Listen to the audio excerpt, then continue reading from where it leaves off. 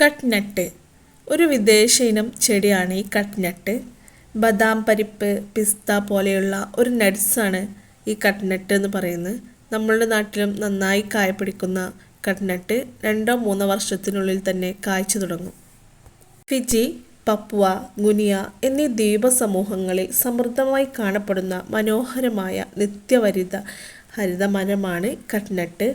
നീണ്ട പൂങ്കുല ഇതിനെ കൂടുതൽ മനോഹരമാക്കുന്നു. രാത്രിയാണ് പൂ വിരിയുന്നത്. പൂവുകൾക്ക് വശ്യമായ സുഗന്ധവും അതീവ സുന്ദരവുമാണ്.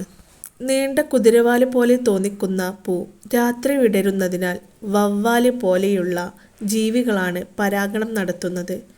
പൂവുകൾക്ക് വശ്യമായ സുഗന്ധമുള്ളതിനാൽ പരിസര പ്രദേശങ്ങളിലൊക്കെ ഇതിൻ്റെ സുഗന്ധം പരത്തുന്നു. കട്ടിയുള്ള തൊണ്ടോടു കൂടിയ ഇതിൻ്റെ കായ പൊളിച്ചു കഴിഞ്ഞാൽ നടുവിൽ കാണുന്ന പരിപ്പാണ് ഭക്ഷ്യയോഗ്യമായത്.